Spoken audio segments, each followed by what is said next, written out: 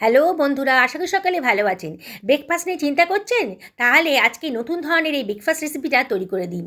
বাড়ির বড় থেকে ছোট সবাই কিন্তু দারুণ মজা করে খাবে। আর বানানোটা কিন্তু একেবারেই সোজা। চলুন তাহলে কথা না বাড়িয়ে রেসিপিটা বানিয়ে ফেলি। একটা ছোট গ্লাস মাপে 3 গ্লাস মতন আটা নিয়ে নিয়েছি। আজকে আমি আটা দিয়ে বানাবো, হেলদি করে বানাতে চাইছি।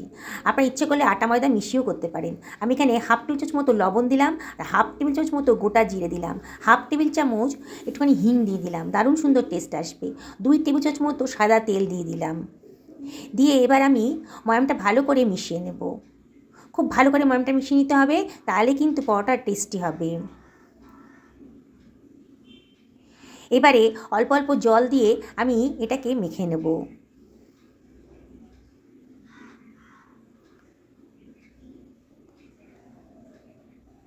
দেখুন, খুব সুন্দর করে একটা ডো তৈরি হয়ে যাচ্ছে। এটাকে ঠেসে ঠেসে 2 থেকে 3 মিনিট খুব ভালো করে মেখে নিলাম। নিয়ে এর ভেতরে আমি 1 টেবিল চামচ মতো সাদা তেল দিয়ে আবারও এটাকে ভালো করে মাখিয়ে নিলাম। এবারে এটাকে আমি রেস্টে রেখে দেবো। বাকি অ্যারেঞ্জমেন্টগুলো এবার করে নিই। আমি এখানে 1 আঁটি পরিমাণ মেথি পাতা নিয়ে নিয়েছি। মেথির ডাঁটাগুলোকে ফেলে দিয়েছি। এগুলোই কিন্তু তেতো হয়। মোটা মোটা ডাঁটাগুলো ফেলে দিয়েছি, কচি পাতা আর কচি ডাঁটাগুলোকে নিয়ে নিয়েছি। এবার মেথি পাতাগুলোকে আমি খুব ভালো করে জল দিয়ে ধুয়ে নেব। 2-3 বার জল থেকে ভালো করে ধুয়ে নিয়ে এবার আমি একটা থালার মধ্যে এগুলোকে সরিয়ে রাখছি। এগুলোকে আমি ফ্যানের তলায় দিয়ে দেবো, একটু শুকিয়ে যাবে তাহলে। আমি এখানে কতগুলো মাঝারি সাইজের পেঁয়াজ নিয়ে নিয়েছি। এই 5খানা মতো পেঁয়াজ নিয়ে নিয়েছি।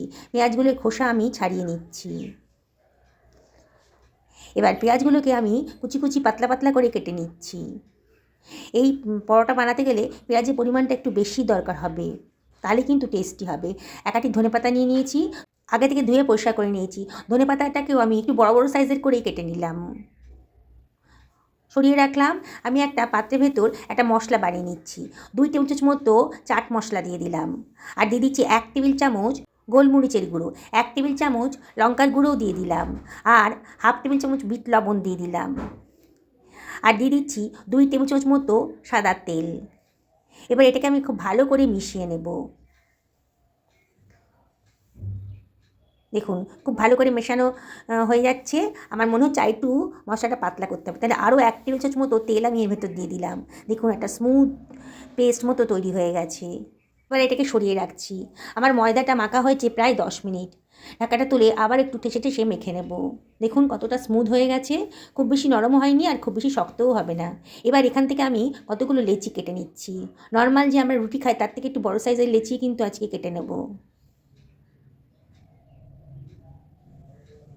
একটা লেচি নিয়ে আটা দিয়ে এটাকে আমি গোল করে রুটির মতো করে বেলে নিচ্ছি। এবার হাফ টেবিল চামচ মতো মশলার পেস্টটা আমি রুটির উপর দিয়ে দিলাম। হাত দিয়ে ভালো করে রুটির উপরে মাখিয়ে নিচ্ছি। দেখুন আমি কীভাবে করছি। এইবারে মেথি পাতাগুলো আমার অনেকটা শুকিয়ে গেছে। এবার একটা পোর্শনে আমি খানিকটা মেথি পাতা আমি দিয়ে দিলাম, আর পরের পোর্শনটাতে আমি দিয়ে দিচ্ছি কুচানো পেঁয়াজটা। দেখুন আমি কীভাবে দিলাম। এবার রসুন কুচি ওপর থেকে খানিকটা দিয়ে দিলাম, একটু আদা গ্রেট করে রেখেছিলাম সেটাও দিয়ে দিলাম, আর দিয়ে দিচ্ছি কতগুলো কাঁচা লঙ্কা কুচি। লঙ্কাটা অবশ্যই নিজেদের পছন্দ মতো দেবেন।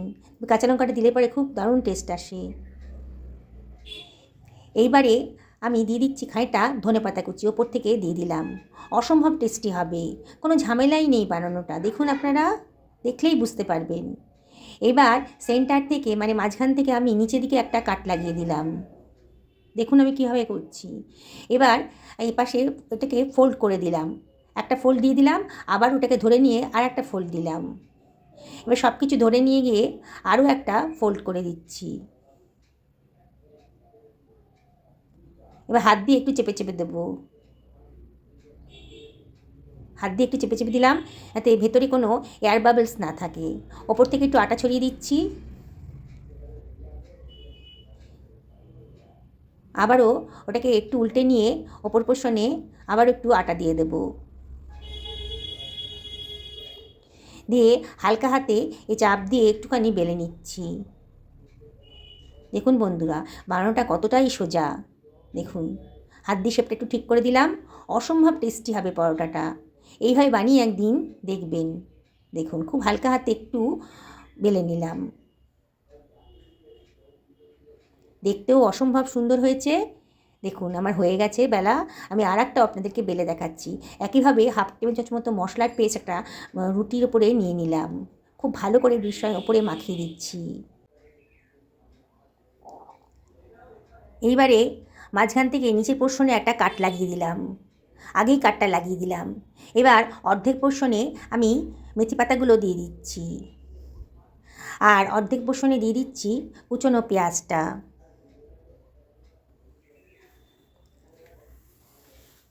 রসুন কুচিটা ওপর থেকে ছড়িয়ে দিলাম, একটা লঙ্কা কুচিও দিয়ে দিলাম, আর দিয়ে দিচ্ছি গ্রেট করা আদা কুচি, আর দিয়ে দিচ্ছি খানিকটা ধনে পাতা কুচি দিয়ে একটু চেপে চেপে ধরবো।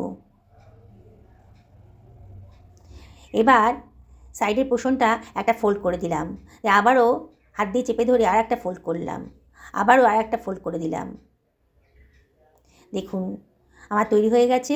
এবার হাত দিয়ে চেপে ধরে ওপর থেকে একটু শুকনো আটা ছড়িয়ে দিচ্ছি, অপর পোর্শনেও একটু শুকনো আটা ছড়িয়ে দেব। এইভাবে বানাবেন, কোনো পুর বেরোবে না, আর অসম্ভব টেস্টি হবে, কোনো ঝামেলাই নেই। 10 মিনিটের মধ্যেই কিন্তু আপনারা এই পরোটাটা রেডি করে ফেলতে পারবেন। একেবারে নতুন ধরনের মেথির পরোটার রেসিপি। এটাকে শুধু মেথির পরোটা না বলে পেঁয়াজ মেথির পরোটা বলাই ঠিক হবে, তাই না? আর একটা তাওয়া গরম করে নিয়েছি। এবার তাওয়াতে একটা পরোটা আমি দিয়ে দিচ্ছি। প্রথমে শুকনো অবস্থায় ভালো করে একটা পোর্শন ভেজে নেব, তারপরে উল্টে দিয়ে আবারও ভালো করে ভেজে নিচ্ছি। শুকনো অবস্থায় খুব ভালো করে এটাকে ভেজে নিতে হবে। এটা চেপে চেপে ধরবেন, তাহলে ভেতরটাও খুব সুন্দর করে ভাজা হয়ে যাবে। দেখুন উল্টে পাল্টে আমি ভালো করে ভেজে নিলাম। তারপরে ঠিক হাফ টেবিল চামচ মতো তেল ওপর থেকে দিয়ে দিচ্ছি, দিয়ে ভালো করে মাখিয়ে নেব। মাখিয়ে নিয়ে আবারও এটাকে উল্টে দেব, আবারও হাফ টেবিল চামচ মতো তেলই দেবো। মানে এক একটা পরোটা ভাজতে আমার 1 টেবিল চামচ মতো তেল লেগেছে। খুব অল্প তেলে আমি পরোটাগুলো ভেজে নেব। অসম্ভব টেস্টি হবে। আপনারা যদি মনে করেন একটু বেশি তেলে ভাজবেন তাহলে ভাজতে পারেন। দেখুন এপিট ওপিট করে সুন্দর করে আমি লাল লাল করে পরোটাগুলো ভেজে নিয়েছি। অসম্ভব টেস্টি হয়েছে কিন্তু পরোটাটা। আমি আরেকটাও আপনাদেরকে ভেজে দেখাচ্ছি। বন্ধুরা যারা রেসিপিটা দেখছেন অথচ এখনও আমাকে সাবস্ক্রাইব করেননি, তাদেরকে আমি রিকোয়েস্ট করব আমার চ্যানেলটা সাবস্ক্রাইব করার জন্যে। পাশে থাকা বেল আইকনটা অবশ্যই ক্লিক করে দেবেন, তাহলে আমার রান্নার নোটিফিকেশানটা আপনারা চটজলদি পেয়ে যাবেন। আর যারা ফেসবুক থেকে দেখছেন তাদেরকে আমি রিকোয়েস্ট করব আমার পেজটা ফলো করার জন্যে। দেখুন বন্ধুরা কথা বলতে বলতে কিন্তু আমার পরোটাগুলো ভাজা হয়ে যাচ্ছে। কোনো ঝামেলাই নেই। মাত্র 10 মিনিটের মধ্যেই কিন্তু এই রেসিপিটা আপনি তৈরি করে ফেলতে পারেন। ব্রেকফাস্টেও তৈরি করতে পারেন, আবার এটাকে ডিনারেও কিন্তু তৈরি করে খেতে পারেন।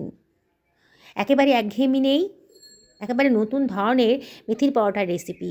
আমি একটা সার্ভিং প্লেট এটাকে সার্ভ করে দিচ্ছি। দেখুন বন্ধুরা কতটা সুন্দর দেখতে লাগছে, আর বানানোটা কতটা সোজা দেখেছেন তো? যাকে খাওয়াবেন না সেই কিন্তু আপনাকে জিজ্ঞেস করবে যে এত টেস্টি মেথি পরোটা আপনি কীভাবে বানালেন। এর সঙ্গে তরকারি কোনো প্রয়োজনই নেই। আমি একটু টমেটো কেচাপ নিয়ে নিয়েছি। দেখুন বন্ধুরা কতটা সুন্দর দেখতে লাগছে। কি লোভনীয় হয়েছে তো? বানাতে ইচ্ছে করছে তো? তাহলে আর দেরি করবেন না। এখন বাজারে প্রচুর মেথি উঠেছে, বানিয়ে ফেলুন। আমি পরোটার লেয়ারগুলো খুলে দেখাচ্ছি। প্রথম লেয়ারে পেঁয়াজের পুরের ঠাসা, আর পরের লেয়ারে মেথি পাতার পুরের ঠাসা। এখনও যথেষ্ট গরম আছে। দেখুন কতটা দেখতে সুন্দর লাগছে। আবারও আপনাদেরকে রিকোয়েস্ট করব একদিন আমার মতন করে এই মেথির পরোটা বানিয়ে ফেলুন। সকলকে খাওয়ান, নিজেও খান।